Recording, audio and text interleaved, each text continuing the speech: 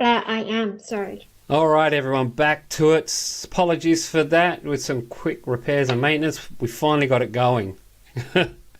Sorry about that, Susie. So, just for those people who may have missed the first part of it, um, Catherine. Susan is just back freshly from the UK today. She's been on a 5-hour flight, and she still wanted to come on the podcast for me. So I'm really happy with that. Unfortunately, I did make an error again with some of the stuff, but we finally got it sorted. So anyway, so let's tell us about your. Let's get rid of that. Let's get started with your. My audio's going in and out. Okay. I can hear it fine, so I'm just hoping everybody else can. How bad is it your end, Catherine? Susan? Why have I got Catherine in the brain? Say that again? Hang on a minute. Let me just try. How about now? Is that better? Yeah. I can hear you now. All right, beautiful. Sorry, it was So, going in and out, yeah. yeah, okay. So we're just talking about your flight back 5.5 hours back in Perth, and we're talking about some of the amazing places that you were going to in the UK. Yeah. Yeah. So we're going to start with Forbury Abbey, which was probably one of my favourites. So just really quick history. It was founded in 1121 by the youngest son of William the Conqueror.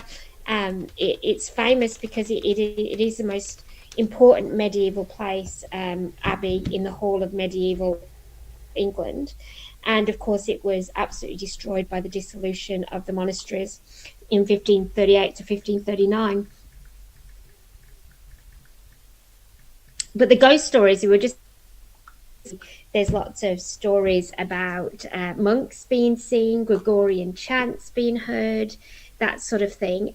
But I think that the most interesting ghost story is attached to the final abbot of the abbey. And so he decided when King Henry VIII, and he was a good friend of King Henry VIII, but King Henry VIII said, I'm going to destroy the monastery, you've got to surrender it. And he refused. And so he wanted to make an example out of him. His name was Hugh, and he was hung, drawn, and quartered outside the abbey arch, the big arch as you go in there, and his ghost is seen pacing backwards and forwards a lot. But it's an interesting place because it has a bit of a mixture. We've also got Civil War apparitions, because not too far away from the abbey, they used it as a strong point, a defensive position during the siege of Reading in 1643, which was during the English Civil War. And so often you will actually hear phantom gunfires, shouts, fleeting glimpses of Civil War era soldiers that are there. And then you're also right next to Reading Prison, which is where Oscar Wilde, those of you that like literature, was held. And often when you, like, literally they're right next to them, you've got this ancient structure, and then you've got this modern-ish prison next door to it. And when you walk near to the prison, it's just an overwhelming, heavy dread feeling. It's horrible, and you do feel like you're being watched from the windows there. It's now abandoned, but it still stands. Yeah. Well, those So abandoned you've buildings, got like the one in kind of a mixture. Yeah, sorry. It's like the one in, I think, in Tasmania, where they have, where those tragic deaths happened years ago. They have the ruins, but they still see people walking along floors which are no longer there. So you would have experienced that same sort of thing, right? Yeah, so very often they'll see monks going upstairs that aren't there anymore, or they will kind of see soldiers walking, but they will have their legs cut off because the road that originally was there was actually lower at that time, and stuff like that. It's an incredible. I didn't experience anything while I was there. Um, just, I would have loved to have heard Gregorian chants at night and things like that. But I didn't spend a whole lot of time. It was very, very busy when I went because it is during the day. It is a public park, but I imagine it would be an incredibly fascinating place to go and investigate because of the history, just the layers of history and the brutality that occurred there. Yeah, So I do have one pretty question. brutal. Did you get a chance to investigate any places at night, or were they all day ones? And do you know if you can go at night? No, no. So I didn't. No, no, no. I visited during day. A lot of these places are owned by the National Trust, or you only have access to them on tours. However, things like Oxford, for those of you that may be in the UK or may go to the UK, you can arrange to spend the night there and do investigations at like Oxford jail and Oxford castle, which is one in the same thing.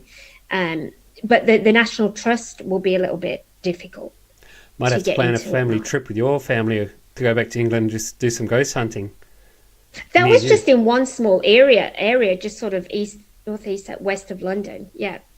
That sounds incredible. So besides that was the demolished abbey, right? The wartime abbey. Yeah, so it was destroyed during the dissolution of the monastery, yeah, and over subsequent wars. Cool. And so you did a live stream of a couple of places.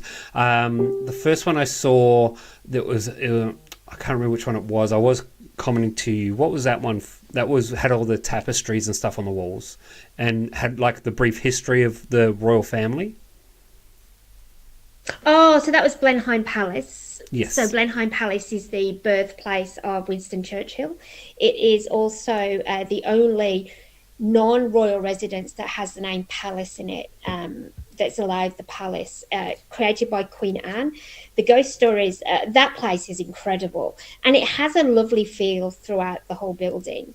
It doesn't have a particularly negative feeling, but you can only go to a small part of it because the Duke and Duchess of Marlborough still live there. So a lot of their residence is still there. But, you know, again, ghost stories, there's a lot of ghost stories that are attached to Blenheim Palace. One of the most, anybody that kind of likes any of the history programs, then there's Queen Anne and Lady Sarah. Lady Sarah was the wife of the first Duke of Marlborough and was best friends with Queen Anne. There's a whole film that was created about the two of them. Her name's Sarah Churchill, but she's meant to be seen wandering near the staircases and near the windows. She was quite a formidable lady. You've got the first Duke of Marlborough, John Churchill. He's meant to reported to haunt actually the room where Winston Churchill was born. So you would have seen that on the stream, his room where he was born, but he was known to be seen in that room. But the sightings actually stopped after Winston Churchill was born in that room. Interestingly enough, you've got a dark clothing Victorian man believed to be the fifth Duke of Marlborough, which is George Spencer Churchill. You'll recognise the name Spencer because the Spencer, obviously Princess Diana was a Spencer, and their families intermarried. The most famous, I think, there is the Roundhead soldiers. So again, we're going back to the Civil War. We're going to the parliamentarians, and they're meant to appear near fireplaces within some of the bedrooms and places, although they're discussing plans. So they're known to be more residual, I think, than actual, you know, intelligent spirits. Whereas Sarah considers it still her house. She's not meant to be particularly friendly, and the first Duke of Marlborough is often seen. There again, it's still owned by the Duke and Duchess of Marlborough, but also it's partly owned by the National Trust as well. But that place is incredible, It, incredibly huge. it was huge. I was watching you walk through. I thought, oh, she must be getting to the end now. Oh, she must be getting. And then you're like, nope. Here's another room. Here's another room. Here's another It's room. I was another like, room, yeah. it just keeps going and going. And the interesting thing about that is one tiny part of the full size of the structure. Well, when The you structure yeah, itself is huge. Yeah. correct. So when you exited that main part of the building, you did a quick pan. I'm thinking, did she walk through all that, or is that extra? Is like, and clearly it's extra. And then you went Yeah. into the church afterwards. Yeah, so they've got this incredible little chapel that's actually built within the house, as many of those houses did back then. And it's a beautiful little chapel. But one thing I did notice, as is typical of those times, you get this really simple altar, like a little wooden altar, but then you've got these huge monuments to themselves within in the chapel. Yeah. And the chapel's beautiful. Again, there's only one room that we went in, and that is meant to have been haunted by the first Duke of Marlborough. He's often seen pacing within that room, and that was the only room that you walk in and you almost feel like you can't breathe. Wow. That was not a room that I particularly liked. The rest of it was pleasant. It was a lovely house, really was. There was nothing off about it in the places that I went. Yeah, because I But will saying say that, that, it's much huger. yeah, and I do remember you saying that that room back there felt very off, but the rest of the castle felt fine. So going further on your little walkarounds, where else did you visit? So one of my favourite places that I visited was, again, this is a very Tudor area, so we're probably going to go back to the Tudors. There's two places. Well, there's three places I visited, but two worth mentioning. One was called Gray's Court. Now, that was, everybody knows Anne Boleyn. She had a sister called Mary Boleyn. So Mary's Boleyn's daughter, Catherine Carey is her name.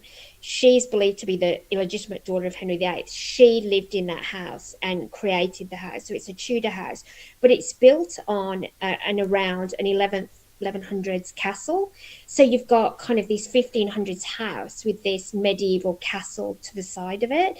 And that place was, anybody gets a chance, if you're anywhere near Reading, go up to Gray's Court, because that place is like walking around, just creepy, atmospheric. Almost, you can almost feel like you're walking through time zones in that place. But again, Catherine is meant to be there. You've got Tudor ghosts, you've got medieval ghosts that are known to haunt there, and you can feel it when you walk in. That is one place you walk into, and you're like, okay, there's somebody or something that kind of follows you around. It was interesting, that place. Well worth visiting if anybody's in the UK. Were you able to take anything with you in there with you, like a K2 meter or an audio recorder, or weren't allowed No, I to? actually didn't, because it wasn't planned as much as I wanted it to. But the other thing about the National Trust houses is they do have people in every room. So you have somebody that works for the National Trust in every single room that will be an expert on that room. So you can't really, and because it's so busy as well during the day, these are tourist attractions. You have a lot of people, you have cafes, you have all sorts of things going on. It's just not conducive to being able to do that. But you can feel it if you're sensitive enough. You can absolutely feel when somebody comes up behind you, or you go into one room. There's this amazing room. There's this huge portrait of this gentleman, and he's more modern. Ian Fleming's mother used to own this house, and so the writer of James Bond. But it's this man, and he looks very, very much like turn of the century, and he's terrifying. And I'm sure he's in that room. He just has that presence that you're drawn to that. But he's known to haunt that. I did ask them, but they said they're not allowed to tell you ghost stories because they work for the National Trust. So, no, I didn't, is the answer. Sorry. So those people who A work for long the way of National answering. Trust would probably have some really good stories to tell, I reckon. I think they would. And one of them did say, if it was any other circumstances, they'd love to have those conversations, but they're just not allowed to. Yeah. And that's the same here in Australia. National Trust don't allow investigators to go into their properties and stuff like that. And that's a shame because it cuts off a lot of possible areas where we can go in. I know as when we're doing our investigations on some locations, they turn around and say, oh, please don't say where you're investigating, because they obviously don't want it out there that's a possibly haunted location, and they don't want all these people ringing in trying to get in, so we get that and we respect that, and if they ask us not to, we don't, because it just builds trust, it builds a relationship, and it makes them happy, keeps them happy, keeps them wanting you to come back, and most of them are really happy to talk about it, but they're just not willing to have it advertised. So Yeah. So in the UK, they're pretty good. So the other place that I visited, which is probably my all-time favourite place that I visited while I was there, was Oxford Jail, and Oxford Castle. Oxford is a really interesting town. It isn't as old as a lot of people think. It only goes back to sort of Saxon Norman times. But what's interesting about it, fun fact, the first coffee house in England was opened in Oxford. But they have the prison there, and the castle goes all the way back, to before William the Conqueror. There was a Saxon settlement, but some of the amazing stories in that place is it was used as a modern prison. It played massive parts in Stephen and Matilda, so the first English Civil War, the second English Civil War. You had Charles make the capital in Oxford, and he actually imprisoned round-headed soldiers in Oxford Castle. But Oxford Castle was interesting because my phone, I was going to take photos and stuff, completely drained when I walked in there. And you can see, I think it was 1109 it goes back to. So was your phone charged before you went in, or was it just running out of battery, or did it drain when you walked in? No, it actually drained when I walked in. So to be fair, I had been using it during the day, and it was very hot that day. So it could be that my phone just decided, I've had enough, I'm not doing it anymore, because it was on the same day that I did Blenheim. Blenheim is just outside of Oxford. Yep. But it just literally died. The minute I went into the oldest part of it, which they think is the oldest standing secular tower in the whole of the UK, it just died. Everything died. I tried to, what else did I actually have with me? I had my other camera with me. Couldn't use it, couldn't turn it on, just wouldn't work in the castle. And it was only a part of the castle that it wouldn't work in, which was interesting. But what was interesting about that is that you have, a lot of hangings took place there. So at least 53 hangings took place there. You have some pretty interesting characters that are associated with that place. Empress Matilda, who had Henry II, anyway. Henry I's daughter was supposed to take over the throne, but her cousin Stephen, that started the first British Civil War, she actually escaped from that. She made Oxford Castle her castle. She's said to walk the battlements, so often she's seen in the battlements. So that was the first English Civil, or what we would refer to as the first English Civil War. They do a swearing monk in the basement. So you go into the crypt, which is the only place that you can touch Saxon stonework in England, which is incredible. And there's a monk down there, and he's known to swear at visitors. You can actually spend the night there if you want to. Anybody that wants to go to Oxford Castle, they allow investigations overnight and you can stay. But the most interesting one about that is that there's something called the Black Assizes. Now, this is interesting because during the Reformation, so we're going now to Elizabeth's time. So you've got, Protestants and Catholic. There was a gentleman called Roland Jenkins who was accused of speaking out against Queen Elizabeth I and selling pro-Catholic literature. So he was brought to the court, to Oxford Castle Court. He was found guilty, and what they were going to do is they were going to put him in a stocks and nail his ears, and then they give you a knife to cut your ears off, right? So he was furious, as you can imagine. And so in anger, he cursed the court and everybody associated with the town and everybody associated with the trial. Within, I think it was a day, there were hundreds of people that died throughout Oxford. People associated with the trial, they all died, etc. And so the Catholics were saying that it was God's divine judgment, and the Protestants were saying it was popish sorcery and all of this sort of stuff. We actually think that it was just jail fever, that killed everything. But it killed 11 of the 12 members of the jury. And so this curse is associated with Oxford Castle. And recently, when they were digging up and doing some research and digging up parts of the castle, they found skeletons that they think are associated with the deaths associated with that particular period of time. So it's meant to be cursed. Anything that happens within there is meant to be cursed. But it's amazing. It's very scary in the crypt where the monk is supposed to be. But there's also the medieval mound there as well that goes back to Norman times. So it predates the actual castle. And there's meant to be Anglo-Saxons and stuff that is seen around there as well. But that was by far my favourite place to visit. Loved it. Just the history. Was that the Oxford Jail or the other one?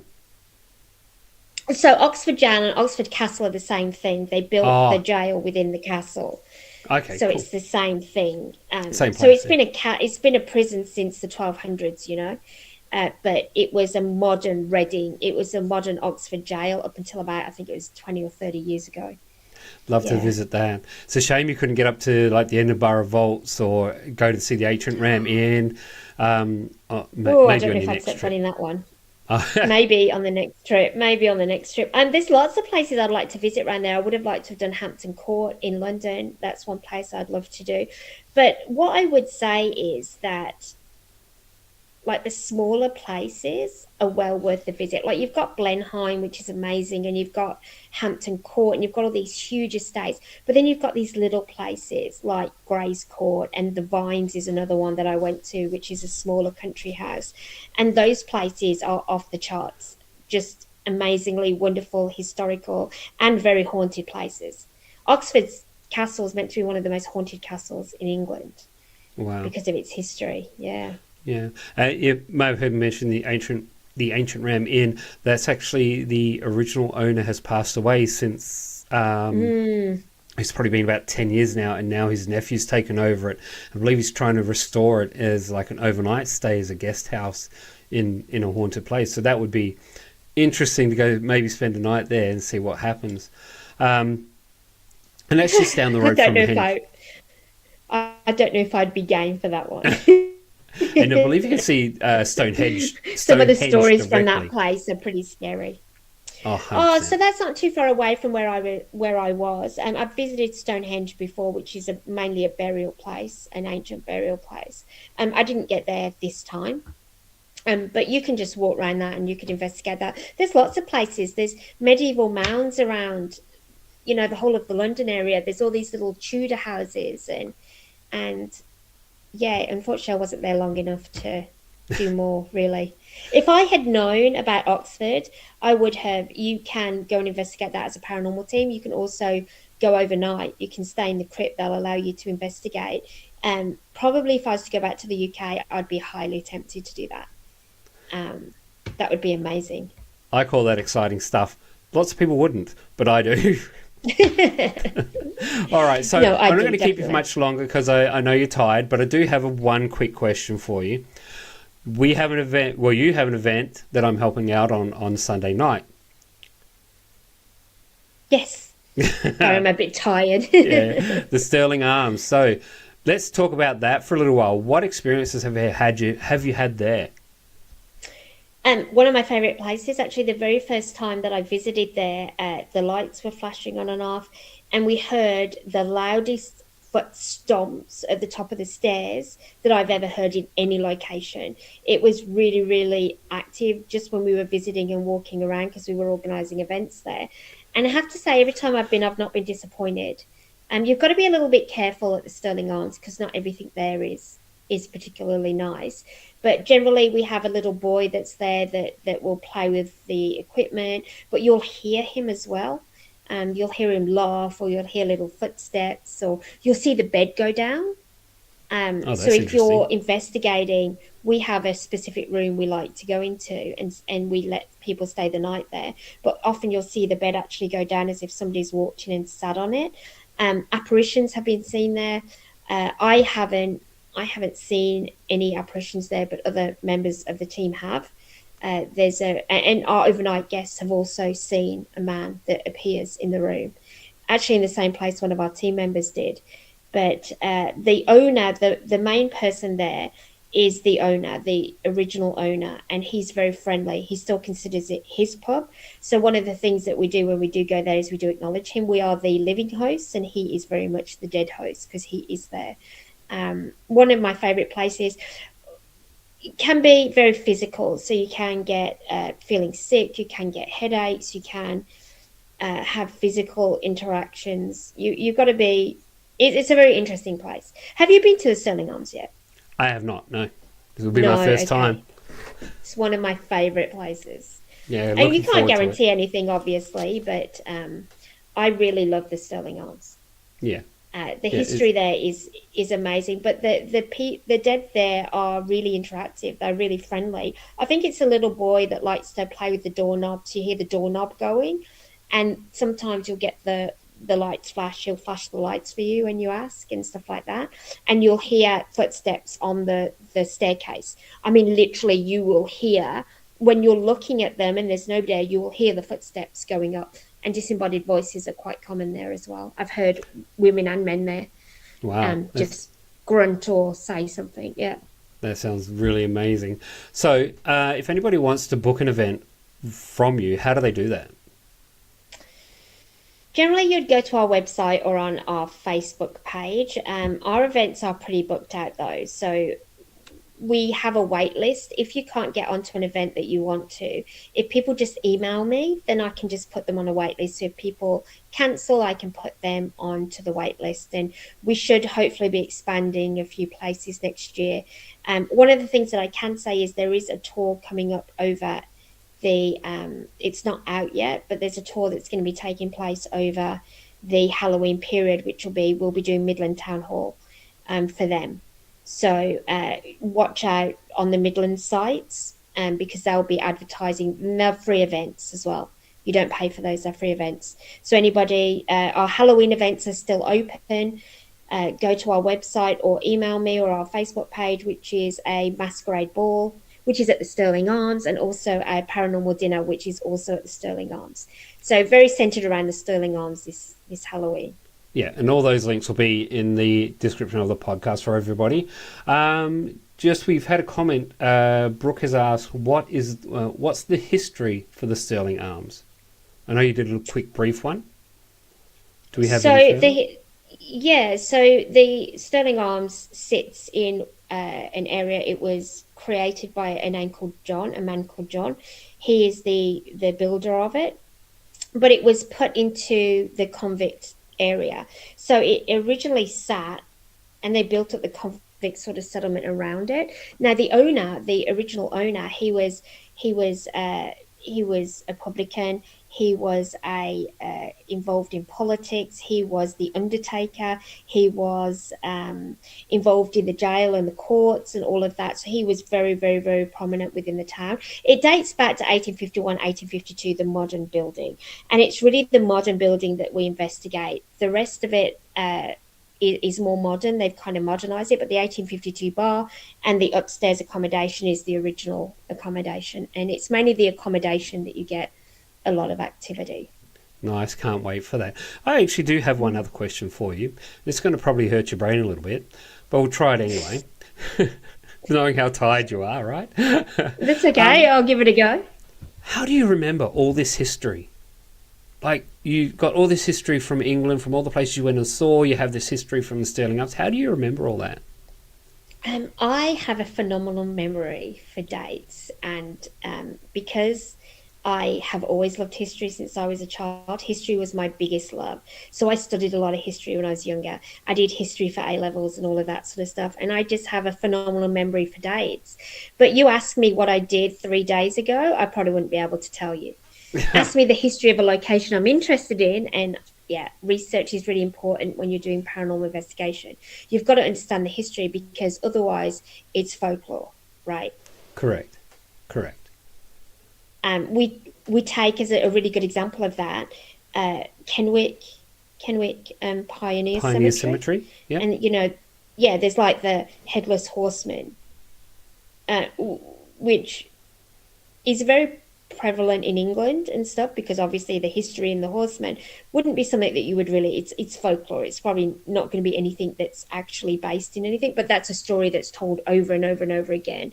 And knowing your history is really important, because you're not going to understand the stories associated without knowing the people that live there. So I know, for example, that John, I know the owner, I know his name, I've got a photograph of him. I know that he's there in the way that he talks and the things that he does. I'm somebody that prefers to go in not completely blind. A lot of people do like to go in blind. I prefer to know everything about a place. And then go from there. But I don't know, phenomenal memory. It's been passed on to my daughter as well. My daughter, who is 4 years old, her teacher said that she just has a phenomenal memory for names and places and people. Yeah. That's great. All right, then. Well, thank you very much for joining me, even though you are extremely tired. Do you have anything else you want to impart before we close the podcast off?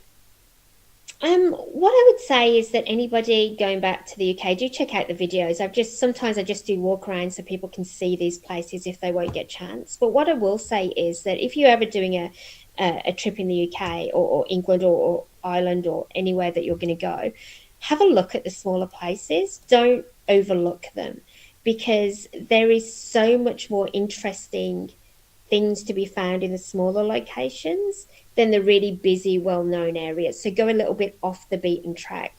Anybody that wants to know, if you know Reading, Basingstoke, then you would find the Vines, you'd find Grays Court around that area. And obviously Oxford, you've got Oxford Jail, and you've got and Castle, and then you've got Blenheim Palace as well. So it's all within that area. And just do that. Just enjoy being there and immerse yourself in the history. Love that. All right. Well, thank you very much for joining me on the podcast, and I look forward to seeing you on Sunday. Yay. Thank Can't you. wait.